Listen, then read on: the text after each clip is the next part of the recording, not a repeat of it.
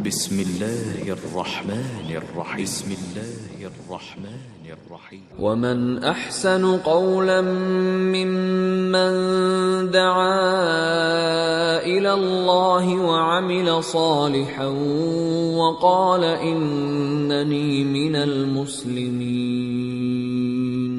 അല്ലാഹുവിങ്കലേക്ക് ക്ഷണിക്കുകയും സൽക്കർമ്മം പ്രവർത്തിക്കുകയും തീർച്ചയായും ഞാൻ മുസ്ലിങ്ങളുടെ കൂട്ടത്തിലാകുന്നു എന്നു പറയുകയും ചെയ്തവനേക്കാൾ വിശിഷ്ടമായ വാക്ക് പറയുന്ന മറ്റാരുണ്ട്?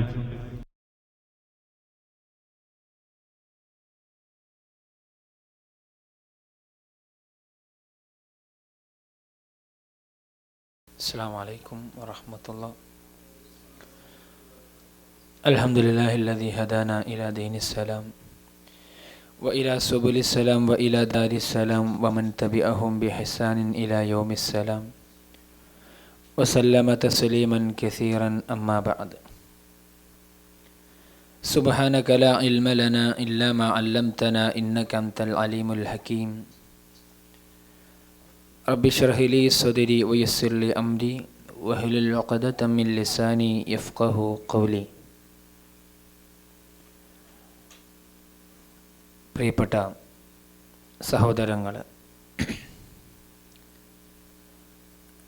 ഹദീസ്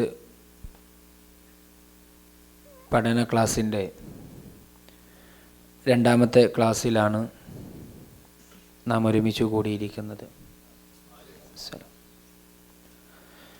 കഴിഞ്ഞ ക്ലാസ്സിൽ എന്താണ് ഹദീസ് എന്നും ഹദീസ് സ്വീകരിക്കുന്നതിൻ്റെ മാനദണ്ഡങ്ങളും ഏറെക്കുറെ നമ്മൾ വിശദീകരിക്കുകയുണ്ടായിരുന്നു. അതോടൊപ്പം തന്നെ ഇൻഷാ അല്ലാഹ് ഇനി മുതലുള്ള ക്ലാസ്സുകൾ കൃത്യമായ ഒരു കിതാബ് അവലംബിച്ചുകൊണ്ടാകാമെന്നും നമ്മൾ തീരുമാനിക്കുകയും ചെയ്തിരുന്നു. അതിലേക്ക് പ്രവേശിക്കുന്നതിന് മുന്നോടിയായി ഏതാനും ഭാഗങ്ങൾ കൂടി കഴിഞ്ഞ ക്ലാസ്സിൻ്റെ തുടർച്ച എന്നോണം സൂചിപ്പിക്കുകയാണ്. നമ്മൾ സൂചിപ്പിച്ചിരുന്നു, ഇസ്ലാമിൽ പരിശുദ്ധ ഖുർആൻ കഴിഞ്ഞാൽ പിന്നീട് സ്വീകരിക്കാനുള്ള മാർഗം പ്രവാചകൻ്റെ സുന്നത്താണ്. അതാണ് ഹദീസ് എന്നുള്ളത്. ആ ഹദീസുകൾ സ്വീകരിക്കുന്നതിൽ നമുക്ക് ഇന്ന് അവലംബിക്കാവുന്ന ഗ്രന്ഥങ്ങൾ ഏറ്റവും പ്രധാനപ്പെട്ടത് ഇമാം ബുഖാരി റഹ്മഹുല്ലയുടെ സ്വഹീഹുൽ ബുഖാരിയാണെന്നും അത് കഴിഞ്ഞാൽ രണ്ടാമത്തെ സ്ഥാനമുള്ളത് ഇമാം മുസ്ലിം റഹ്മഹുല്ലയുടെ സ്വഹീഹ് മുസ്ലിമാണെന്നും നമ്മൾ സൂചിപ്പിക്കുകയുണ്ടായിരുന്നു. പ്രധാനമായും ഇസ്ലാമിക പ്രാമാണികമായ രംഗത്ത് നമ്മൾ അവലംബിക്കാറുള്ള 6 ഗ്രന്ഥങ്ങളാണുള്ളത്, ഹദീസ് ഗ്രന്ഥങ്ങൾ. അവ അറിയപ്പെടുന്നത് സിഹാഹുസിത്ത എന്ന പേരിലാണ്.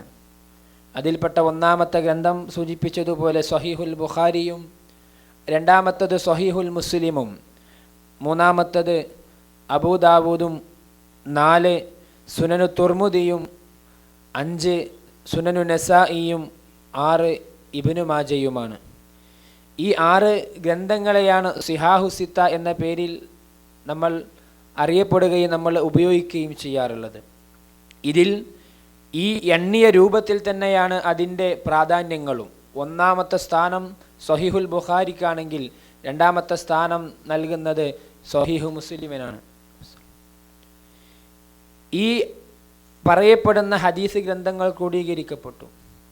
നമ്മൾ കഴിഞ്ഞ ക്ലാസ്സിൽ സൂചിപ്പിക്കുകയുണ്ടായിരുന്നു, ഇമാം ബുഖാരി റഹ്മഹുല്ല അദ്ദേഹത്തിൻ്റെ 40-ലധികം വർഷം വരുന്ന ഹദീസ് പഠന രംഗത്തുള്ള അദ്ദേഹത്തിൻ്റെ പ്രയത്നങ്ങൾ, ഏകദേശം 5 ലക്ഷത്തിലധികം വരുന്ന ഇമാം ബുഖാരി റഹ്മഹുല്ലയുടെ ചരിത്രം നമ്മൾ പരിശോധിച്ച് നോക്കുമ്പോൾ അദ്ദേഹത്തിന് 6 ലക്ഷത്തിലധികം വരുന്ന ഹദീസുകളാണ് അദ്ദേഹം പഠിച്ച് മനനവിധേയമാക്കിയത്.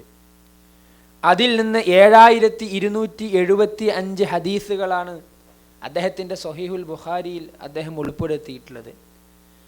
ആ സ്വഹീഹുൽ ബുഖാരിയിൽ ഉൾപ്പെടുത്തുന്നതിനുള്ള മാനദണ്ഡങ്ങൾ എന്തൊക്കെയായിരുന്നുവെന്നും നമ്മൾ കഴിഞ്ഞ ക്ലാസ്സിൽ സൂചിപ്പിച്ചതായിരുന്നു. ഇങ്ങനെ ഈ ഹദീസുകൾ എങ്ങനെയാണ് ക്രോഡീകരിക്കപ്പെട്ടത്? പ്രവാചകന്റെ കാലത്ത് വളരെ കുറഞ്ഞ ഹദീസുകൾ മാത്രം രേഖപ്പെടുത്തി വെച്ചിട്ടുള്ളായിരുന്നു. പിന്നീട് ഹിജറയുടെ 61-ാമത്തെ വർഷം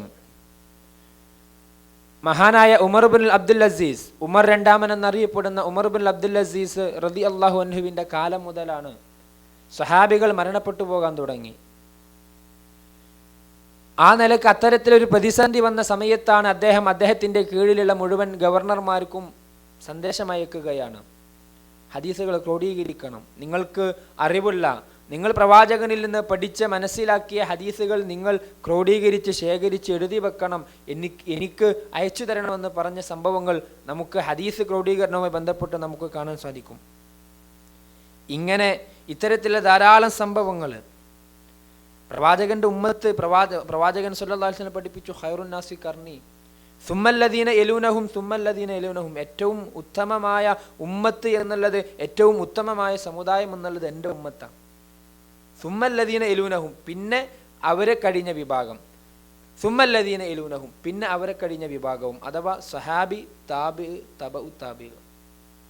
ഇവരുടെ കാലം കഴിഞ്ഞ ശേഷം ഹദീസുകളിൽ പലരും തനിക്ക് തോന്നുന്നത്, അല്ലെങ്കിൽ ആ രൂപത്തിലുള്ള പലർക്കും തോന്നുന്നത് ഹദീസായി കെട്ടിച്ചമക്കാൻ തുടങ്ങി. ആ നാട്ടിലെ ദീനീ രംഗത്ത് കുറച്ച് അറിവുള്ള ആളുകൾ എന്തെങ്കിലും പറഞ്ഞാൽ അത് ഹദീസായി പരിഗണിക്കപ്പെടുകയും, അങ്ങനെ തന്നെ പലരും ഖാല റസൂലുള്ളാഹി സ്വല്ലല്ലാഹു അലൈഹി വസല്ലം എന്ന് പറഞ്ഞ്, പ്രവാചകൻ സ്വല്ലല്ലാഹു അലൈഹി വസല്ലം ഇങ്ങനെ പറഞ്ഞിട്ടുണ്ട്, പ്രവാചകൻ സ്വല്ലല്ലാഹു അലൈഹി വസല്ലം ഇങ്ങനെ പഠിപ്പിച്ചിട്ടുണ്ട് എന്ന് പറഞ്ഞ് പല രൂപത്തിലുമുള്ള ഹദീസുകൾ കെട്ടിച്ചമക്കാൻ തുടങ്ങി. എത്രത്തോളം എന്ന് വെച്ചാൽ, ഒരു സംഭവം, 2-3 സംഭവങ്ങൾ നമുക്ക് ചരിത്രത്തിൽ കാണാൻ കഴിയും. മഹാനായ അഹ്മദ് ബിൻ ഹംബൽ റഹ്മഹുല്ലയും അതുപോലെ തന്നെ ഇബ്നു മുഈനും, ഇവർ രണ്ടുപേരും ഒരിക്കൽ കൂഫയിലേക്ക് പോയി. കൂഫയിൽ ചെന്നപ്പോൾ അവിടെ ഒരു സദസ്സിൽ, ഒരു മജ്ലിസിൽ ഒരാൾ ക്ലാസ് എടുക്കുകയാണ്. പ്രവാചകൻ സല്ലല്ലാഹു അലൈഹി വസല്ലമ പറഞ്ഞിട്ടുണ്ട്, ഞങ്ങൾക്ക് അഹ്മദ് ബിൻ ഹംബലിൽ നിന്നും ഇബ്നു മുഈനിൽ നിന്നും ഞാൻ നേരിട്ട് പഠിച്ച് മനസ്സിലാക്കിയതാന്ന് പറഞ്ഞിട്ട് ഈ മനുഷ്യനൊരു ഹദീസ് പറഞ്ഞു കൊടുക്കുക ജനങ്ങൾക്ക്. എന്താ ഹദീസ് എന്നറിയോ? ആരെങ്കിലും ലാ ഇലാഹ ഇല്ലല്ലാഹ് എന്ന് പറഞ്ഞാൽ, അവന് ലാ ഇലാഹ ഇല്ലല്ലാഹ് എന്ന് ആത്മാർത്ഥമായി ആരെങ്കിലും ഉച്ചരിച്ചു കഴിഞ്ഞാൽ, അവിടെ അത് ഉച്ചരിക്കുന്നതോടുകൂടി ഒരു പക്ഷിയെ അള്ളാഹു സൃഷ്ടിക്കും. ആ പക്ഷിക്ക് 70,000 തലയുണ്ടാകും. എന്നിട്ട് ആ 70,000 തലയിൽ 70,000 നാവുണ്ടാകും. ഈ 70,000 നാവ് കൊണ്ട് 70,000 ഭാഷകളിൽ അള്ളാഹുവിനോട് ഈ മനുഷ്യൻ ഇസ്തിഗ്ഫാർ ചോദിക്കാൻ വേണ്ടി ഈ പക്ഷികൾ പ്രാർത്ഥിച്ചുകൊണ്ടിരിക്കുമെന്നൊരു ഹദീസ് നബി സല്ലല്ലാഹു അലൈഹി വസല്ലമയിൽ നിന്ന് ഉദ്ധരിച്ചുകൊണ്ട് ഒരാൾ ക്ലാസ് എടുത്തു കൊടുക്കുക ജനങ്ങൾക്ക്. ഇത് കേട്ടുകൊണ്ടാണ് അഹ്മദ് ബിൻ ഹംബൽ റഹ്മഹുല്ലയും ഇബ്നു മുഈനും അങ്ങോട്ട് ചെല്ലുന്നത്. ഇദ്ദേഹത്തിൻ്റെ ക്ലാസ് കഴിഞ്ഞു. ഇയാളെ വിളിച്ചിട്ട് ചോദിച്ചു, നിങ്ങൾക്ക് ഇത് എവിടെ നിന്നായി കിട്ടിയത് ഈ ഹദീസ്? നിങ്ങൾ ഈ ജനങ്ങൾക്ക് പറഞ്ഞു കൊടുത്ത ഹദീസ് എവിടെ നിന്നാണ് കിട്ടിയത്? അയാൾ പറഞ്ഞു, എനിക്ക് അഹ്മദ് ബിൻ ഹംബലിനും ഇബ്നു മുഈൻ്റെ അടുത്ത് നിന്ന് കിട്ടിയതാ. ഇബ്നു മുഈൻ പറഞ്ഞു, ഈ നിൽക്കുന്ന മനുഷ്യനാണ് അഹ്മദ് ബിൻ ഹംബൽ, ഈ സംസാരിക്കണ ഞാനാണ് ഇബ്നു മുഈൻ. ഞങ്ങൾ രണ്ടാളും ഇങ്ങനത്തെ ഒരു ഹദീസ് റിപ്പോർട്ട് ചെയ്തിട്ടില്ലല്ലോ, പിന്നെ എവിടുന്ന് ഞങ്ങൾക്ക് കിട്ടി? ഇയാൾ കയർക്കാൻ തുടങ്ങി. യഹ്യ ബിൻ മുഈൻ എന്ന് പറഞ്ഞൊരു വ്യക്തി ഉണ്ടാകുമെന്നും അയാൾ ഈ രൂപത്തിലുള്ള പ്രചരണങ്ങളുമായിട്ട് നടക്കുമെന്നൊക്കെ പറഞ്ഞ് ഇയാളുടെ വാക്കുകളെ ന്യായീകരിക്കാൻ തുടങ്ങി. ഇയാൾ പറഞ്ഞു, എനിക്ക് 17 മുഈനുമാരെ അറിയാം, ഇബ്നു മുഈനുമാരെ എനിക്കറിയാം, നിങ്ങൾ അതിൽപ്പെട്ട ആരോ ഒരാളാണ്, നിങ്ങൾ കെട്ടിച്ചമക്കുകയാണ്, നിങ്ങൾ എൻ്റെ ക്ലാസ്സിനെ നിങ്ങൾ തരം താഴ്ത്തിക്കളെ എന്ന് പറഞ്ഞിട്ട് ഇയാൾ വളരെ മോശമായ രൂപത്തിൽ സംസാരിക്കും. നിങ്ങൾ ആലോചിച്ച് നോക്കണം. ഇത് ഇസ്ലാമിക ചരിത്രത്തിൽ പ്രമുഖരായ 2 റാവിമാർക്കുണ്ടായ, പണ്ഡിതന്മാർക്കുണ്ടായ അനുഭവമാണെങ്കിൽ ചരിത്രത്തിൽ ഇതുപോലെ ധാരാളം സംഭവം നമുക്ക് കാണാൻ സാധിക്കും. ഒരു സംഭവം എന്താണെന്ന് വെച്ചാൽ, ചുരക്ക അങ്ങാടിയിൽ വിട്ടിരുന്ന ഒരു വസ്തു, ഒരു കച്ചവടക്കാരൻ ചുരക്ക വിൽക്കാൻ വേണ്ടി അങ്ങാടിയിൽ വന്നു. വൈകുന്നേരം വരെ ഇരുന്നിട്ടും ഇയാളെ സാധനം വിറ്റുപോയില്ല. അപ്പോൾ ഇയാൾക്കൊരു ബുദ്ധി തോന്നി. ഇയാൾ പറഞ്ഞു, എന്തേ, ഒരു കഷ്ണം ചൊരക്ക തിന്ന അയാൾ സ്വർഗത്ത് പോകും എന്ന് നബി സല്ലല്ലാഹു അലൈഹി വസല്ലമ പറഞ്ഞിട്ടുണ്ട് എന്ന് പറഞ്ഞ് ഇയാളാണ്ട് പറഞ്ഞു. അതോടുകൂടി ചൊരക്ക വിറ്റുപോയത് കണ്ടില്ല. ഇതൊക്കെ ചരിത്രത്തിൽ രേഖപ്പെട്ട് കിടക്കുന്നതാ, ഹദീസ് കെട്ടിച്ചമക്കുന്നതുമായി ബന്ധപ്പെട്ട്. വേറൊരു സംഭവം, ഒരു വഴുതനങ്ങ കച്ചവടക്കാരുണ്ടാക്കിയതാ. എന്താ? വഴുതനങ്ങ മരണമല്ലാത്ത മറ്റെല്ലാ രോഗങ്ങൾക്കും ഔഷധമാണ്. ഇതിനോട് എല്ലാവരും വഴുതനങ്ങയുടെ പിറകെ പോകും. ഇത് ആ കാലത്ത് പ്രവാചകന്റെ വഫാത്തിന് ശേഷം കുറഞ്ഞ കാലഘട്ടങ്ങൾക്കുള്ളിൽ ആ സമൂഹങ്ങളിൽ സംഭവിച്ചതാണ്. അതിൻ്റെ ഇന്ന് നമ്മുടെ നാട്ടിലുള്ള ഏതാനും ഉദാഹരണങ്ങൾ കഴിഞ്ഞ ആഴ്ചയിൽ ഞാൻ സൂചിപ്പിക്കുകയും ചെയ്തിരുന്നു. അതേപോലെ തന്നെ വേറൊരു സംഭവം നമുക്കാണ്. സഅദ് ഇബ്നു തരീഫ് എന്ന ഒരു മനുഷ്യൻ, അയാളുടെ മകൻ സ്കൂളിൽ നിന്ന് മദ്രസയിൽ നിന്ന് വന്നപ്പോൾ കരഞ്ഞുകൊണ്ടാണ് വന്നത്. അപ്പോൾ ഇയാൾ കാരണം അന്വേഷിച്ചപ്പോൾ അധ്യാപകനിൽ നിന്ന് എന്തോ ഒരു ശിക്ഷ കിട്ടിയതിൻ്റെ പേരിൽ ആ കുട്ടി കരയണമെന്ന് പറഞ്ഞു. അപ്പോൾ ഇയാൾ ഒറ്റടിക്ക് പറഞ്ഞെന്താ, അള്ളാഹുവിൻ്റെ റസൂൽ പ്രവാചകൻ സല്ലല്ലാഹു അലൈഹി വസല്ലമ പറഞ്ഞിട്ടുണ്ട്, എന്താ, നിങ്ങളിൽ ഏറ്റവും ദുഷ്ടര് കുട്ടികളെ പഠിപ്പിക്കുന്നവരാണെന്ന്. ഈ രൂപത്തിലുള്ള പല സംഭവങ്ങളും അതിൻ്റെ കേരളീയമായ പതിപ്പുകളെ കഴിഞ്ഞ ആഴ്ച ഞാൻ സൂചിപ്പിച്ചത്, വത്തക്ക തിന്ന സ്വർഗത്ത് പോകുമെന്നും ആ രൂപത്തിലുള്ള ചില സംഭവങ്ങൾ.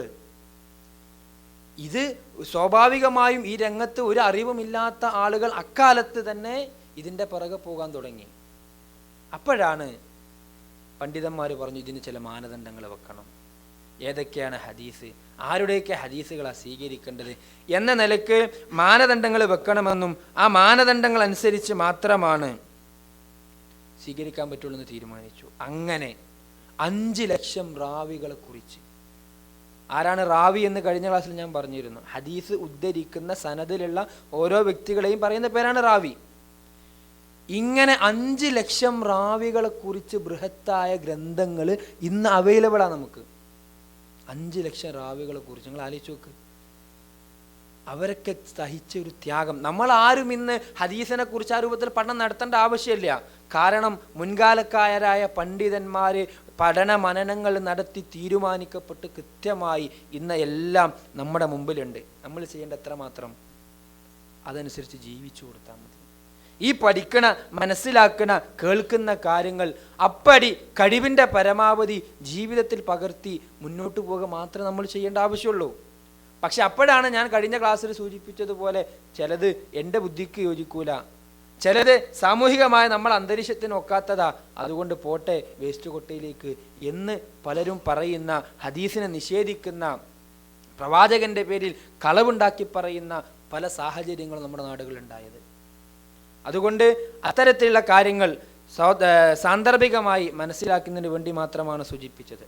അതോടൊപ്പം തന്നെ പ്രിയപ്പെട്ട സഹോദരങ്ങൾ, കഴിഞ്ഞ ക്ലാസ്സിൽ നമ്മൾ പറഞ്ഞിരുന്നത് സ്വഹീഹുൽ ബുഖാരിയാണ് നമ്മൾ പഠനത്തിന് വിധേയമാക്കുന്നത് എന്നായിരുന്നു.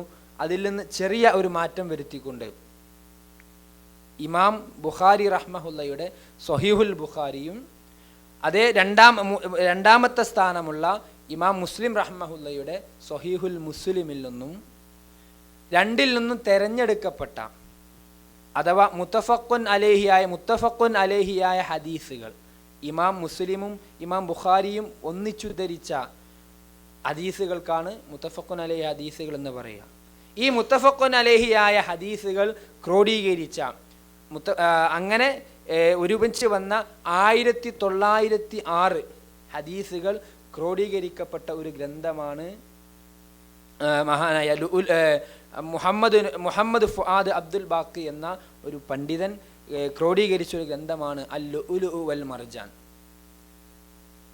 മുഹമ്മദ് ഫുആദ് അബ്ദുൽ ബാഖി എന്ന പണ്ഡിതന്റെ ലുഅ്ലുഉ വൽ മർജാൻ, പേൾസ് ആൻഡ് കോറൽസ് എന്നും മലയാളത്തിൽ മുത്തും പവിഴവും എന്നും നമുക്കതിനെ വിശേഷിപ്പിക്കാം. യഥാർത്ഥത്തിൽ അതൊരു മുത്തും പവിഴവും തന്നെയാണ്.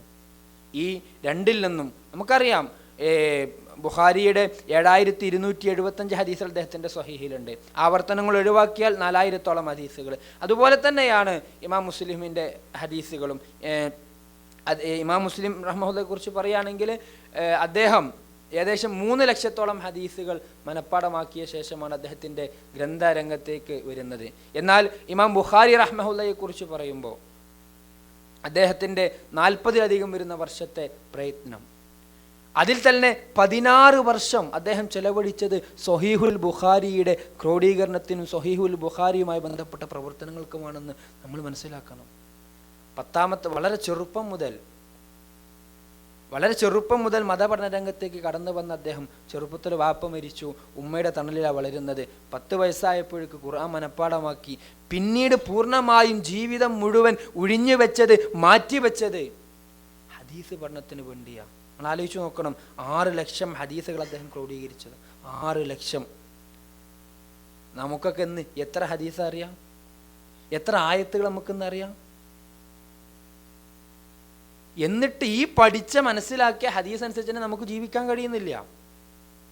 നമ്മൾ അതിന് വിരുദ്ധമായ രൂപത്തിലേക്ക് പലപ്പോഴും നമ്മുടെ പ്രവർത്തനങ്ങൾ പോകുന്നത്. അവരെല്ലാം ഈ പരിശുദ്ധമായ ദീനിനും ഈ ഹദീസ് ക്രോഡീകരണങ്ങൾക്ക് വേണ്ടി സഹിച്ച ത്യാഗങ്ങളും പ്രയാസങ്ങളും വളരെ വലുതാണ്. അതുകൊണ്ട് തന്നെ ഒരിക്കലും അതിനെ ജീവിതത്തിൻ്റെ ഒരു മേഖലയിലും വില കുറച്ച് കാണുന്ന ഒരു സമീപനം നമ്മുടെ ആരുടെയും ജീവിതത്തിൽ ഉണ്ടാകരുത് എന്ന് സാന്ദർഭികമായി സൂചിപ്പിക്കുകയാണ്. 194 ഹിജറയുടെ 194 മുതൽ ഹിജറയുടെ 256 വരെയുള്ള ഏകദേശം 62ഓളം വർഷമാണ് ഇമാം ബുഖാരി റഹ്മഹുല്ലാ ജീവിച്ചത്. അതേപോലെ തന്നെ ഹിജറയുടെ 204 മുതൽ 261 വരെയുള്ള കാലഘട്ടങ്ങളിലാണ് ഇമാം മുസ്ലിം റഹ്മഹുല്ലാ ജീവിച്ചത്. ഞാൻ നേരത്തെ പറഞ്ഞ ആ സിഹാഹു സിത്തയിലെ പണ്ഡിതന്മാരെല്ലാം അവരെല്ലാം ഏകദേശം ഈ ഒരു കാലഘട്ടത്തിലുള്ള ആളുകളാണ്. ഈ ഹിജറയുടെ 150 ശേഷം 300 ചില്ലറ, ഒരു 310 320 വരെയുള്ള കാലഘട്ടങ്ങളിലുള്ള പണ്ഡിതന്മാരാണ് ഏകദേശം ഈ സിഹാഹു സിത്തയിൽ പെടുന്ന ഒരുവിധ പണ്ഡിതന്മാരെല്ലാം. ഏതായാലും നമ്മൾ ഇൻഷാ അല്ലാഹ് നമ്മുടെ തിരഞ്ഞെടുക്കപ്പെട്ട ഗ്രന്ഥത്തിൻ്റെ ആ വിഷയത്തിലേക്ക് കടക്കുകയാണ്. സൂചിപ്പിച്ചതുപോലെ തന്നെ മുഹമ്മദ് ഫുആദ് അബ്ദുൽ ബാഖി എന്ന വ്യക്തിയുടെ ലുഅ്ലുഉ വൽ മർജാൻ, മലയാളത്തിൽ മുത്തും പവിഴവും എന്ന് പറയുമെങ്കിൽ പേൾസ് ആൻഡ് കോറൽസ് എന്ന് ഇംഗ്ലീഷിൽ അതിനെ നമുക്ക് വിശേഷിപ്പിക്കാം. 1906 ഹദീസുകളാണ് അതിൽ ക്രോഡീകരിക്കപ്പെട്ടിട്ടുള്ളത്. വ്യത്യസ്തമായ ബാബുകളിലായിട്ടാണ്, വ്യത്യസ്തമായ അധ്യായങ്ങളിലായിട്ടാണ് അത് ക്രോഡീകരിക്കപ്പെട്ടിട്ടുള്ളത്. അതിൻ്റെ 1-ാമത്തെ ബാബിൽ അദ്ദേഹം ക്രോഡീകരിച്ചിട്ടുള്ളത് നമുക്ക് കാണാൻ സാധിക്കും. ബാബുൻ തഅലീലുൽ കദിബ് അല റസൂലുള്ളാഹി സ്വല്ലല്ലാഹു അലൈഹി വസല്ലം, പ്രവാചകന്റെ പേരിൽ കളവ് പറയുന്നതിൻ്റെ ഗൗരവമാണ് 1-ാമത്തെ ബാബിൽ അദ്ദേഹം ക്രോഡീകരിച്ചിട്ടുള്ളത്. പ്രവാചകൻ സ്വല്ലല്ലാഹു അലൈഹി വസല്ലമയുടെ പേരിൽ കളവ് പറയുക എന്നാണ് അദ്ദേഹത്തിൻ്റെ ആ ബാബിന്, അധ്യായത്തിന് അദ്ദേഹം പേര് കൊടുത്തിട്ടുള്ളത്. 1-ാമത്തെ ഹദീസ് അദ്ദേഹം പറയുകയാണ്. ഹദീസ് അലിയും ഖാല നബി സല്ലല്ലാഹു അലൈഹി വസല്ലം ലാ തക്ദിബു അലയ്യ ഫഇന്നഹു മൻ കദബ അലയ്യ ഫൽയലിജിൻ നാർ. ഇമാം ബുഖാരിയും മുസ്ലിമും ഉദ്ധരിച്ച ഇമാം ബുഖാരി അദ്ദേഹത്തിൻ്റെ കിതാബുൽ ഇൽമിൽ ബാബുൻ ഇസ്മി മിൻ കദിബിൻ അലി നബി സല്ലല്ലാഹു അലൈഹി വസല്ലം എന്ന ബാബിൽ റിപ്പോർട്ട് ചെയ്ത ഹദീസാണ്. അദ്ദേഹം പറയുന്നു, അലി റളിയല്ലാഹു അൻഹു ആണ് ഇത് റിപ്പോർട്ട് ചെയ്യുന്നത്. ലാ തക്ദിബു അലയ്യ, പ്രവാചകൻ സല്ലല്ലാഹു അലൈഹി വസല്ലം പറയുന്നു, നിങ്ങൾ എൻ്റെ പേരിൽ കളവ് പറയരുത്. ഫഇന്നഹു മൻ കദബ അലയ്യ ഫൽയലിജിൻ നാർ, ആരെങ്കിലും എൻ്റെ പേരിൽ കളവ് പറഞ്ഞാൽ, എൻ്റെ പേരിൽ ആ രൂപത്തിലുള്ള സംസാരങ്ങൾ ആരെങ്കിലും സംസാരിച്ചാൽ ഫൽയലിജിൻ നാർ, അവൻ്റെ സ്ഥാനം നരകത്തിൽ ഉറപ്പിച്ചു കൊള്ളട്ടെ എന്നാണ് ഈ ഹദീസ് നമ്മളെ പഠിപ്പിക്കുന്നത്. എന്താണ് ഫൽയലിജിൻ നാർ എന്ന് പറഞ്ഞാൽ? അതിനെക്കുറിച്ച് യദ്ഖുലുന്നാർ, അത് നരകത്തിൽ പ്രവേശിക്കപ്പെടുക തന്നെ ചെയ്യും. എങ്ങനെ? പ്രവാചകന്റെ പേരിൽ കളവ് പറഞ്ഞാൽ. ഇന്ന് ധാരാളം സംഭവങ്ങൾ നമുക്കിത് കാണാൻ സാധിക്കും. വിശുദ്ധ ഖുർആൻ നമ്മൾ പഠിപ്പിക്കുന്നുണ്ട്, വമാ ആതാകുമുർ റസൂലു ഖുദു വമാ നഹാകും അൻഹു ഫൻതഹു. അള്ളാഹിൻ്റെ റസൂല് എന്ത് കൊണ്ടുവന്നു, അള്ളാഹുവിൻ്റെ റസൂല് എന്ത് പഠിപ്പിച്ചോ നിങ്ങളത് സ്വീകരിച്ചോ. വമാ നഹാകും അൻഹു ഫൻതഹു, എന്ത് വിരോധിച്ചോ, എന്ത് ചെയ്യണ്ട എന്ന് പറഞ്ഞോ അത് നിങ്ങൾ ഒഴിവാക്കിക്കോ. പക്ഷേ അവിടെയാണ് ഇന്ന് നമ്മുടെ കാലാകാലങ്ങളിൽ ഞാൻ നേരത്തെ സൂചിപ്പിച്ചതുപോലെ അവനവൻ്റെ ആവശ്യങ്ങൾക്ക് വേണ്ടി ചില ഹദീസുകൾ കെട്ടിച്ചമച്ചുണ്ടാക്കുന്നു. അതുപോലെ തന്നെ ഖാല റസൂലുള്ളാഹി സ്വല്ലല്ലാഹു അലൈഹി വസല്ലം എന്ന് പറഞ്ഞിട്ട് നമുക്ക് തോന്നുന്ന വാക്കുകൾ പ്രവാചകന്റെ പേരിൽ ഒരിക്കലും നമുക്ക് പറയാൻ പറ്റൂല. പ്രവാചകന്റെ പേരിൽ മാത്രമല്ല, കളവ് നമുക്ക് പറയാൻ പറ്റുമോ? എന്താ കളവ്? കളവെന്ന് പറഞ്ഞാൽ ഹുവൽ ഹദീസുൽ മുഖാലഫുൽ ലിൽ വാഖിഅ അലാ ഗൈരി സൂറത്തുൽ ഹഖീഖ, യഥാർത്ഥത്തിന് വിരുദ്ധമായി, യഥാർത്ഥത്തിന് വൈരുദ്ധ്യമായി കെട്ടിച്ചമച്ചുണ്ടാക്കുന്ന സംസാരങ്ങളാണ് കളവെന്ന് പറഞ്ഞാൽ. യഥാർത്ഥം ഒന്ന് അതിനെ മറ്റൊരു രൂപത്തിൽ പറഞ്ഞ് പ്രചരിപ്പിക്കുകയാണ് യഥാർത്ഥത്തിൽ കളവ്. എന്താണ് കളവിനോട് ഇസ്ലാമിൻ്റെ സമീപനം? കളവ് പറയാൻ പാടുണ്ടോ? പറ്റൂല. സ്വന്തത്തോട് കളവ് പറയാൻ പറ്റുമോ? വേറെയുള്ളവരോട് കളവ് പറയാൻ പറ്റുമോ? ഇല്ല. ഈ കളവിനെ തന്നെ മൂന്നായിട്ട് പണ്ഡിതന്മാർ വിഭജിച്ചിട്ടുണ്ട്. കെദിബു സലാസ അക്സാം. കളവ് എന്നുള്ളത് 3 വിഭാഗമാണ്. ഏതൊക്കെയാണ് 3 തരം കളവുകൾ എന്ന് പറഞ്ഞാൽ? കെദിബ് അലല്ലാഹ്, ഒന്നാമതായി പണ്ഡിതന്മാർ പഠിപ്പിക്കുകയാണ് കെദിബുൻ അലല്ലാഹ്, അള്ളാന്റെ കാര്യത്തിൽ നുണ പറയാം. ഇത് പലപ്പോഴും നമ്മുടെയൊക്കെ ജീവിതത്തിൽ വരുന്നൊരു കാര്യമാണ്. വല്ല എന്തു പറഞ്ഞാലും നുണ പറയുകയാണെങ്കിൽ അതിന് മുമ്പിൽ എന്ത് ചെയ്യും? വല്ല, അള്ളാഹുവാണ് സത്യം. ഇത് പലപ്പോഴും അറേബ്യൻ നാടുകളിലൊക്കെ ജീവിച്ചുകൊണ്ടിരിക്കുമ്പോൾ അറബികളിൽ നിന്ന് ഈ ശൈലി പലപ്പോഴും നമ്മൾ തന്നെ കടമെടുക്കുന്നൊരു രീതി ഉണ്ടാകാറുണ്ട്. പ്രിയപ്പെട്ടവരെ, ഒരിക്കലും അള്ളാഹുവിനെ തൊട്ട് സത്യം ചെയ്ത് പറഞ്ഞ അത്രയും ഗൗരവമുള്ള വിഷയത്തിൽ മാത്രമേ പറയാൻ പാടുള്ളൂ. അതല്ലാതെ നമുക്ക് തോന്നുന്ന സംസാരങ്ങൾക്കൊക്കെ നമ്മൾ പറയണതിനൊക്കെ മുന്നിലും ബാക്കിലും അള്ളാഹി എന്ന് പറയാൻ ഒരിക്കലും നമുക്ക് പാടില്ല. അള്ളാഹു സുബ്ഹാനഹു തആല പഠിപ്പിക്കുക അള്ളാഹുവിൻ്റെ പേരിൽ കളവ് പറയുന്നതിൻ്റെ ഗൗരവം. അവർക്ക് ഭയാനകമായ ശിക്ഷയാണ് ഒരുക്കി വച്ചിരിക്കുന്നത് എന്നും അള്ളാഹു സുബ്ഹാനഹു തആല വിശുദ്ധ ഖുർആനിൽ നമ്മളെ പഠിപ്പിക്കുന്നുണ്ട്. സൂറത്ത് സുമറിൻ്റെ 60-ാമത്തെ വചനത്തിൽ അള്ളാഹിൻ്റെ പേരിൽ കളവ് പറയാൻ പാടില്ല. ഇതാണ് കെദിബുൻ അലല്ലാ, ഒന്നാമത്തെ കളവിൻ്റെ വിഭാഗം എന്നുള്ളത് അള്ളാഹുവിൻ്റെ പേരിൽ കളവ് പറയുക എന്നതാണ്. ഇനി രണ്ടാമതായി കെദിബുൻ അലൻ നഫ്സ്, സ്വന്തത്തോട് കളവ് പറയുക. അങ്ങനെ നമ്മളെ തന്നെ പറ്റിക്കുക. ചില സത്യങ്ങൾ നമുക്കറിയാം, പക്ഷേ നമ്മൾ അതിനെ കളവായി ചിത്രീകരിച്ച് അതിനെ അങ്ങോട്ട് മറന്നു കളയും. ഇതാണ് വിശുദ്ധ ഖുർആൻ 6-ാമത്തെ അധ്യായം സൂറത്ത് അൻആമിന്റെ 24-ാമത്തെ വചനത്തെ നമ്മളെ പഠിപ്പിക്കുന്നത്. ഉൻദുർ കൈഫ കദ്ദബു അലാ അൻഫുസിഹിം വദല്ല അൻഹും മാ കാനൂ യഫ്തറൂൻ. അല്ലാഹു സുബ്ഹാനഹു വ തആല പറയും, ഉൻദുർ കൈഫ കദ്ദബു അലാ അൻഫുസിഹിം, സ്വന്തത്തോട് തന്നെ കളവ് പറഞ്ഞ ആളുകളിലേക്ക് നോക്ക്. അവർ വലിയ പ്രശ്നത്തിലാണ് എത്തിപ്പെട്ടിരിക്കുന്നത്. അവർക്ക് ഭയാനകമായ ശിക്ഷയാണ് ഒരുക്കി വെച്ചിരിക്കുന്നത് എന്നെല്ലാം അല്ലാഹു സുബ്ഹാനഹു തആല വിശുദ്ധ ഖുർആൻ നമ്മളെ പഠിപ്പിക്കുന്നുണ്ട്. ഖുൽ ഇന്നല്ലദീന യഫ്തറൂന അലല്ലാഹിൽ കദിബ ലാ യുഫ്ലിഹൂൻ. അല്ലാഹുവിൻ്റെ പേരിൽ കളവ് പറയുന്ന ആളുകൾ, അവരോട് പറയുക അലല്ലാഹിൽ കദിബ ലാ യുഫ്ലിഹൂൻ, ഒരിക്കലും നിങ്ങൾക്ക് വിജയമുണ്ടാവുകയില്ല. മാത്രമല്ല ഇന്നമാ യഫ്തരിൽ കദിബ അല്ലദീന ലാ യുഅ്മിനൂന ബിആയാത്തില്ലാ വഉലൈക ഹുമുൽ കാദിബൂൻ.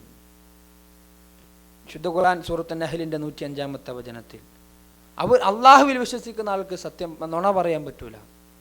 അങ്ങനെ നുണ പറയുന്ന ആളുകളുണ്ടെങ്കിൽ അവർക്ക് വലിയ ശിക്ഷയാണ് ഒരുക്കി വെച്ചിരിക്കുന്നത് എന്നുകൂടി അള്ളാഹു സുബ്ഹാനഹു തആല വിശുദ്ധ ഖുർആൻ നമ്മളെ പഠിപ്പിക്കുന്നു. വേറൊരു കാര്യം എന്താണ്? വലാ തഖൂലു ലിമാ തസിഫു അൽസിനതകുമുൽ കദിബ ഹദാ ഹലാലുൻ വഹദാ ഹറാം ലിതഫ്തരി അലല്ലാഹിൽ കദിബ ഇന്നല്ലദീന യഫ്തറൂന അലല്ലാഹിൽ കദിബ ലാ യഫ്ലിഹൂൻ. അല്ലാഹു സുബ്ഹാനഹു തആല പഠിപ്പിക്കുകയാണ്, വലാ തഖൂലു ലിമാ തസിഫു അൽസിനതകും, നിങ്ങളെ നാവുകൾ പറയുന്നതിനനുസരിച്ച്, നിങ്ങളെ നാവുകൾ ചലിക്കുന്നതനുസരിച്ച് നിങ്ങൾ എന്ത് പറയരുത്? കളവ് പറയരുത്. നിങ്ങൾക്ക് നിങ്ങളുടെ ഇച്ഛക്കനുസരിച്ച് നിങ്ങൾ കളവ് പറയാൻ പാടില്ല. എന്താ കളവ്? ഹദാ ഹലാലുൻ വഹദാ ഹറാം, ഇത് ഹലാലാണ് ഇത് ഹറാമാണ് എന്ന് നിങ്ങൾ വിധി പറയണ്ട. നിങ്ങൾ ആ രൂപത്തിൽ സംസാരിക്കുകയും നുണ പറയുകയും വേണ്ട. ലിതഫ്തറു അലല്ലാഹിൽ കദിബ, നിങ്ങൾ അള്ളാഹുവിൻ്റെ മേലിൽ ആ കളവിനെ കെട്ടിച്ചമക്കുകയും വേണ്ട. ഇന്നല്ലദീന യഫ്തറൂന അലല്ലാഹിൽ കദിബ ലാ യുഫ്ലിഹൂൻ, ഇങ്ങനെ അള്ളാഹുവിൻ്റെ മേലിൽ കളവ് കെട്ടിച്ചമിക്കുന്ന ആളുകൾ ലാ യുഫ്ലിഹൂൻ, അവർ വിജയിക്കുകയില്ല, അവർ വലിയ നഷ്ടക്കാരായി മാറുമെന്നുമെല്ലാം വിശുദ്ധ ഖുർആനിലൂടെ അള്ളാഹു സുബ്ഹാനഹു തആല നമ്മളെ പഠിപ്പിക്കുന്ന നമുക്ക് കാണാൻ സാധിക്കും. മാത്രമല്ല വീണ്ടും ധാരാളം ആയത്തുകളിൽ കളവുമായി ബന്ധപ്പെട്ട് ആയത്തുകൾ വിശദീകരിക്കുമ്പോഴെല്ലാം ഇക്കാര്യം നമുക്ക് കാണാൻ സാധിക്കും. ഫമൻ അദ്ലമു മിമ്മൻ ഇഫ്തറ അലല്ലാഹി കദിബ ലിയുദില്ലന്നാസ ബിഗൈരി ഇൽമിൻ ഇന്നല്ലാഹ ലാ യഹ്ദിൽ ഖൗമൽ ളാലിമീൻ. കളവിൻ്റെ 3-ാമത്തെ വിഭാഗമാണ് യഥാർത്ഥത്തിൽ ഇവിടെ പഠിപ്പിക്കുന്നത്. എന്താണ്? കദിബു അലന്നാസ്, ജനങ്ങളോട് നുണ പറയാം. അവിടെയാണ് വിശുദ്ധ ഖുർആൻ നമ്മളെ പഠിപ്പിക്കുന്നത്, ഫമൻ അദ്ലമു മിമ്മൻ ഇഫ്തറ അലല്ലാഹി കദിബ ലിയുദില്ലന്നാസ് ബിഗൈരി ഇൽമിൻ, യാതൊരു അറിവുമില്ലാതെ ജനങ്ങളെ പറ്റിക്കുന്നതിന് വേണ്ടി, ജനങ്ങളെ പിഴപ്പിക്കുന്നതിന് വേണ്ടി അള്ളാഹുവിൻ്റെ പേരിൽ കള്ളം കെട്ടിച്ചമക്കുന്ന ആളുകൾ അവർ വലിയ നഷ്ടക്കാരാണ്. ഇന്നല്ലാഹ ലാ യഹ്ദിൽ ഖൗമൽ ളാലിമീൻ, ഒരിക്കലും അക്രമികളായ ആളുകളെ അള്ളാഹു ഹിദായത്ത് കൊടുക്കൂല. അക്രമികളായ ആളുകൾ ആലോചിച്ച് നോക്ക്, കളവ് പറയുന്നവരെ കുറിച്ച്, അള്ളാന്റെ പേരിൽ കളവ് പറയുന്നവരെ കുറിച്ച് എന്താ വിശുദ്ധ ഗുണിപ്പിക്കുന്നത്? ളാലിമികളാണ്, അവർ അക്രമികളാണ്. അത്തരത്തിലുള്ള അക്രമികളെ ഒരിക്കലും ഇന്നല്ലാഹ ലാ യഹ്ദിൽ ഖൗമൽ ളാലിമീൻ, അക്രമികൾക്ക് ഒരിക്കലും അള്ളാഹു ഹിദായത്ത് കൊടുക്കൂല, അവർക്ക് സന്മാർഗത്തിലേക്ക് വരികയില്ല എന്നും അള്ളാഹു സുബ്ഹാനഹു വ തആല വിശുദ്ധ ഖുർആൻ നമ്മളെ പഠിപ്പിക്കുകയാണ്. വീണ്ടും മറ്റൊരായത്തിൽ അള്ളാഹു പറയുന്നു, വമൻ അദ്ലമ മിമ്മൻ ഇഫ്തറ അലല്ലാഹി കദിബ ഔ കദ്ദബ ബിആയാതിഹി ഇന്നഹു ലാ യുഫ്ലിഹുൽ ളാലിമീൻ. വമൻ അദ്ലമ മിമ്മൻ ഇഫ്തറ, എത്ര വലിയ അക്രമിയാണ്, അവനേക്കാൾ വലിയ അക്രമി ആരാ? അള്ളാഹുവിന്റെ മേലിൽ കളവ് കെട്ടിച്ച മുക്കുന്നതിനേക്കാൾ ഇത്ര വലിയ അക്രമി വേറെ ആരുണ്ട്? അള്ളാഹു ചോദിക്കുകയാണ്, ഔ കദ്ദബ ബിആയാതിഹി, അള്ളാഹുവിൻ്റെ ആയത്തുകളെ, അള്ളാഹുവിൻ്റെ ദൃഷ്ടാന്തങ്ങളെ നിഷേധിക്കുകയും ചെയ്യുന്ന ആളുകൾ, ഇന്നഹു ലാ യുഫ്ലിഹുൽ ളാലിമൂൻ, ഒരിക്കലും അക്രമികൾ വിജയിക്കുകയില്ല. അള്ളാഹു ആവർത്തിച്ച് വിശുദ്ധ ഖുർആനിൽ നമ്മളെ പഠിപ്പിക്കാൻ, വലാ തത്തബിഉ അഹ്വാ അല്ലദീന കദ്ദബു ബിആയാതിനാ വല്ലദീന ലാ യുഅ്മിനൂന ബിൽആഖിറതി വഹും ബിറബ്ബിഹിം യഅദിലൂൻ. വലാ തത്തബിഉ അഹ്വാ അല്ലദീന കദ്ദബു ബിആയാതിനാ, നമ്മുടെ ദൃഷ്ടാന്തങ്ങളെ കളവാക്കി കെട്ടിച്ചമച്ച് കളയുന്ന, അതിനാ രൂപത്തിൽ തള്ളിക്കളയുന്ന ആളുകൾ നിങ്ങൾ അനുസരിക്കരുത്, അവരെ പിറകെ നിങ്ങൾ പോകരുത് എന്നൊക്കെയും വിശുദ്ധ ഖുർആനിൻ്റെ ആയത്തുകളിലൂടെ അള്ളാഹു സുബ്ഹാനഹു വ തആല നമ്മളെ പഠിപ്പിക്കുകയാണ്. ഇനി മാത്രവുമല്ല, ഇങ്ങനെ കളവ് പറയുന്ന ആളുകളെ, അവർക്കുള്ള ഭയാനകമായൊരു അവസ്ഥയെക്കുറിച്ചുകൂടി വിശുദ്ധ ഖുർആൻ 6-ാമത്തെ അധ്യായം സൂറത്ത് അൻആമിന്റെ 93-ാമത്തെ വചനത്തിൽ അല്ലാഹു നമ്മളെ പഠിപ്പിക്കുന്നുണ്ട്. എന്താണ്? വമൻ അദ്ലമു മിമ്മൻ ഇഫ്തറ അലല്ലാഹി കദിബ ഔ ഖാല ഔഹാ ഇലാ വലം യൂഹാ ഇലൈഹി ശൈഉൻ വമൻ ഖാല സഉൻസിലു മിസ്ല മാ അൻസലല്ലാഹ് വലൗ തറാ ഇദിൽ ളാലിമൂന ഫി അമറാത്തിൽ മൗത്ത് വൽ മലായികതു ബാസിതു ഐദീഹിം അഖ്രിജു അൻഫുസകും اليوم تجزون عذاب الهون بما كنتم تقولون على الله غير الحق وكنتم عن آياته تستكبرون. ഇങ്ങനെ കളവ് പറയുന്ന ആളുകൾ, അവർക്ക് മരണത്തിൻ്റെ മലക്ക് വന്നിട്ട് അവരെ വലിയ പ്രയാസപ്പെടുത്തുന്ന ഒരു സാഹചര്യത്തെ കൂടി നിങ്ങൾ വിട്ടുതാ നിങ്ങളുടെ ആത്മാവിനെ എന്ന് പറഞ്ഞ് മലക്കുകൾ അത്തരത്തിൽ അവരെ പ്രയാസപ്പെടുത്തുമെന്നെല്ലാം വിശുദ്ധ ഖുർആനിൻ്റെ ആയത്തുകൾ വളരെ വ്യക്തമായ രൂപത്തിൽ നമ്മളെ പഠിപ്പിക്കുന്നത് നമുക്ക് കാണാൻ സാധിക്കും. അതുകൊണ്ട് തന്നെ കളവ് എന്നുള്ളത് ഒരിക്കലും ഒരു മുസ്ലിമിന് അവൻ്റെ ജീവിതത്തിൽ പാടില്ലാത്ത ഒരു കാര്യമാണ്. ഒരിക്കലും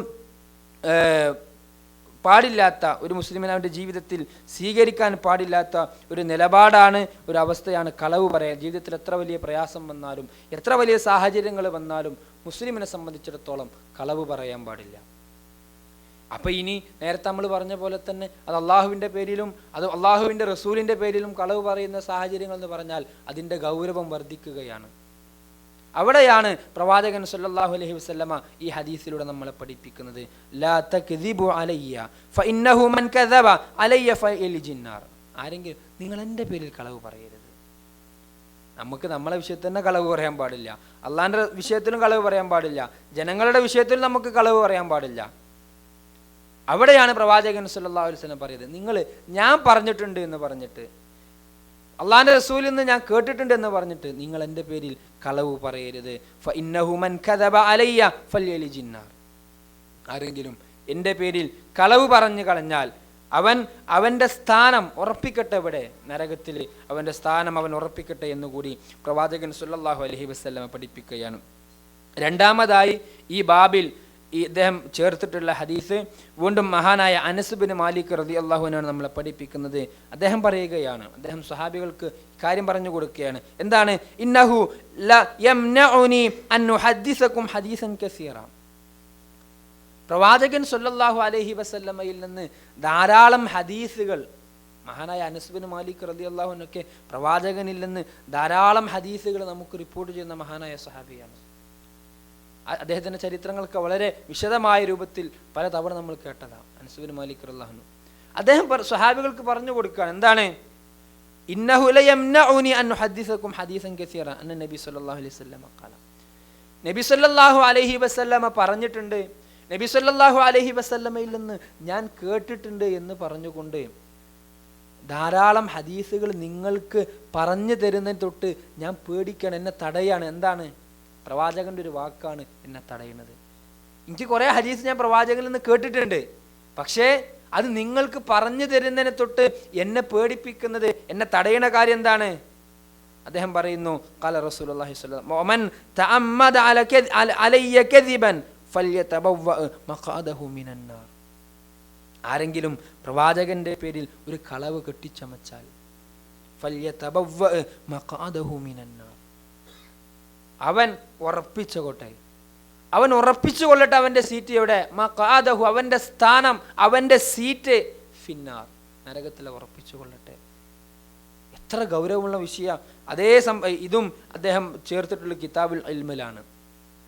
വീണ്ടും മൂന്നാമത്തെ ഹദീസായി 4 ഹദീസുകളാണ് ഈ ബാബിൽ അദ്ദേഹം ഉൾക്കൊള്ളിച്ചിട്ടുള്ളത്. ബാബുൻ തഅലീദു അലൽ കദിബാൻ റസൂലുള്ളാഹി സ്വല്ലല്ലാഹു അലൈഹി വസല്ലം, പ്രവാചകന്റെ പേരിൽ കളവ് പറയുക എന്ന അധ്യായത്തിൽ 4 ഹദീസുകൾ അദ്ദേഹം ഉൾപ്പെടുത്തിയിട്ടുള്ളത്. മുത്തഫഖുൻ അലൈഹി 4 ഹദീസുകൾ.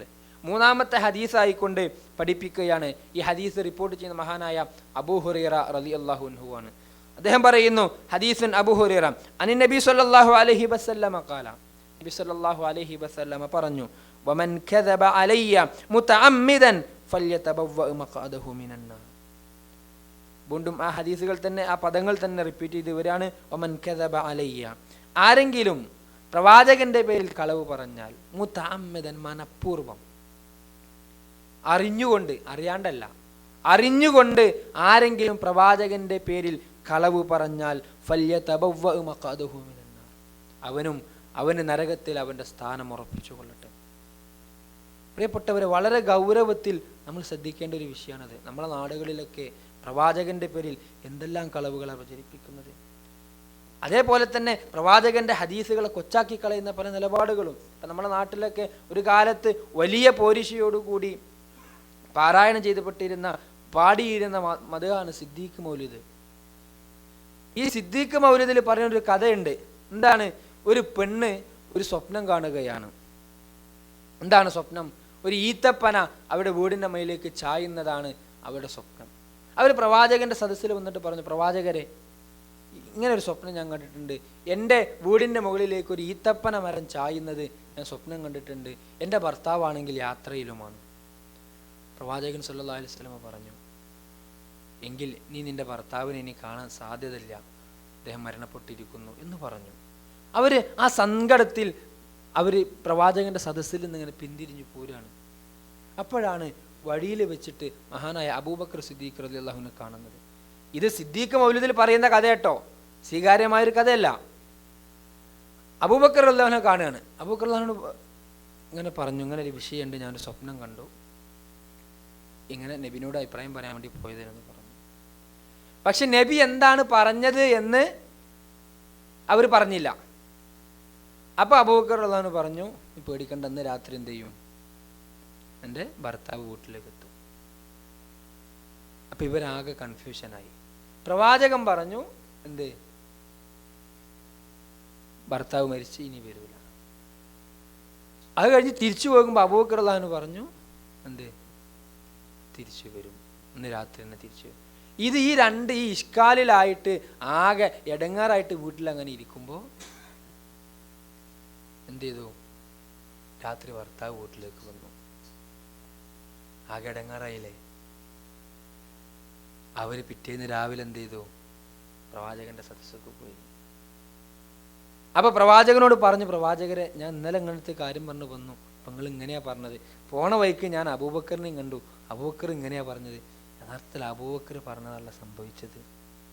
അതിൽ പ്രവാചകൻ ആകെ ടെൻഷനായി. അബൂബക്കർ സിദ്ദീഖ് മൗലിദിൽ പറയാ, പ്രവാചകൻ ആകെ ടെൻഷനായി. അപ്പൊ മലക്ക് ജിബ്രീൽ വഹിയും കൊണ്ട് വന്നു എന്നാ. എന്താ വഹിയേ? അബൂബക്കർ സിദ്ദീഖാണല്ലോ, സ്വാദിഖാണ് ആര്? അബൂബക്കർ. അതുകൊണ്ട് അബൂബക്കറിന്റെ നാവിൽ നിന്ന് കളവ് പറയുന്നത് അള്ളാഹുവിന് ലജ്ജയാണ്. ഇവിടെ ആരെ കൊച്ചാക്കി കാണിക്കണം? ആലോചിച്ച് നോക്കണം. ഈ രൂപത്തിൽ എന്തെല്ലാം സംഭവങ്ങളാ നമ്മുടെ നാടുകളിൽ പല പണ്ഡിതന്മാരും സമൂഹത്തെ പഠിപ്പിച്ചുകൊണ്ടിരിക്കുന്നത്.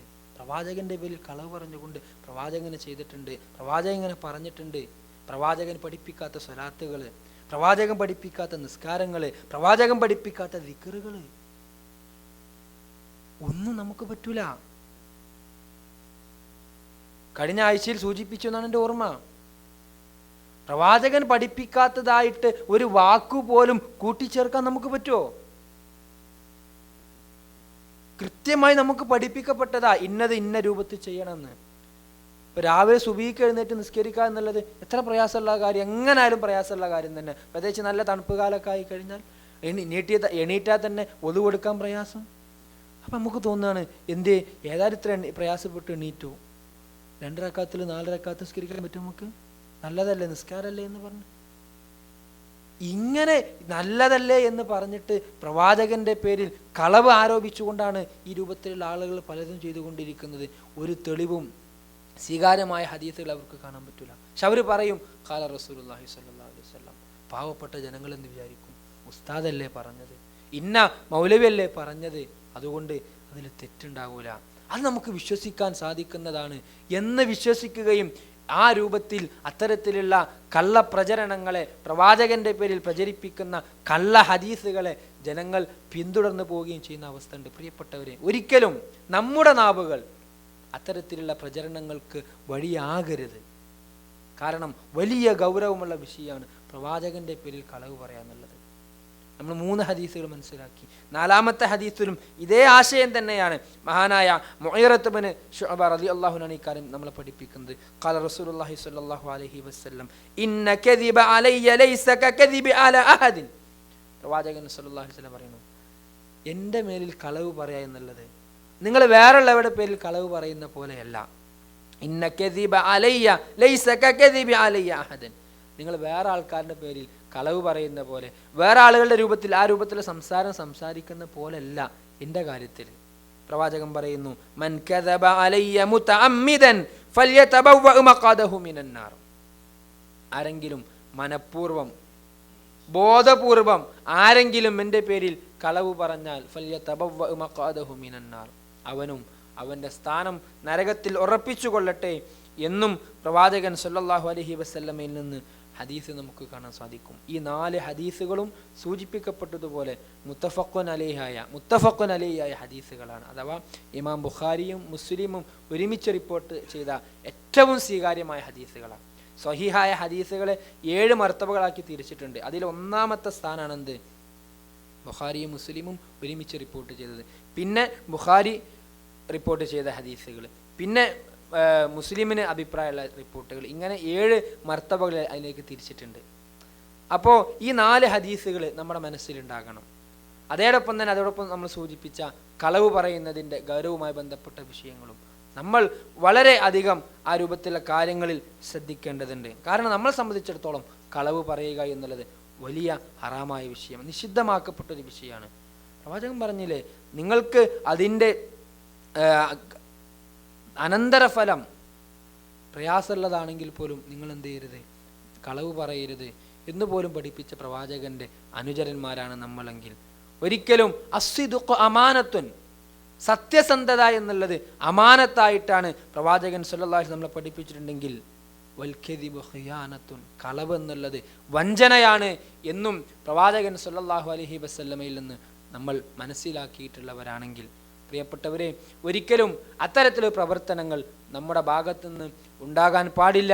ആരെങ്കിലും നമ്മുടെ ഇടയിൽ നിന്ന്, അല്ലെങ്കിൽ നമ്മളുമായി ബന്ധപ്പെട്ട ആരെങ്കിലും, അല്ലെങ്കിൽ നമ്മൾ ഇടപഴകുന്ന മേഖലകളിൽ ആരെങ്കിലും പ്രവാചകൻ പറഞ്ഞു എന്ന് പറഞ്ഞ രൂപത്തിൽ പ്രവാചകന്റെ പേരിൽ കളവ് പ്രചരിപ്പിക്കുന്നവരുണ്ടെങ്കിൽ അവരെ അതിൻ്റെ ഗൗരവം ബോധ്യപ്പെടുത്തി അതിൽ നിന്ന് പിന്തിരിപ്പിക്കാനും നമ്മൾ ഓരോരുത്തരും ശ്രമിക്കേണ്ടതുണ്ട്. അല്ലാഹു സുബ്ഹാനഹു തആല നമ്മുടെ എല്ലാ നല്ല നിയ്യത്തുകളെയും നമ്മുടെ എല്ലാ പ്രവർത്തനങ്ങളെയും നമ്മളിൽ നിന്ന് കബൂൽ ചെയ്യുമാറാകട്ടെ. നമ്മുടെ എല്ലാ ഉദ്ദേശങ്ങളും അല്ലാഹു പൂർത്തീകരിച്ചു തരുമാറാവട്ടെ. നല്ല നാഫിയായ ഇൽമ് പഠിക്കാനും പഠിപ്പിക്കുവാനുമുള്ള തൗഫീഖ് അല്ലാഹു നമുക്ക് അവർക്കും നൽകി അനുഗ്രഹിക്കുമാറാവട്ടെ. പഠിച്ചത് ജീവിതത്തിൽ പകർത്തുവാനും അതനുസരിച്ച് ജീവിതത്തിൽ മുന്നോട്ട് പോകുവാനും ഈമാനോട് മരിക്കുവാനുമുള്ള തൗഫീഖ് അല്ലാഹു നമുക്ക് നൽകി അനുഗ്രഹിക്കുമാറാവട്ടെ. റബ്ബനാ ആതിനാ ഫിദ്ദുനിയ ഹസന വഫിൽ ആഖിറതി ഹസനതൻ വഖിനാ അദാബന്നാർ. ربنا تقبل دعانا إنك أنت السميع العليم وتب علينا إنك أنت التواب الرحيم. آمين آمين برحمتك يا أرحم الراحمين والحمد لله رب العالمين. السلام عليكم ورحمة الله.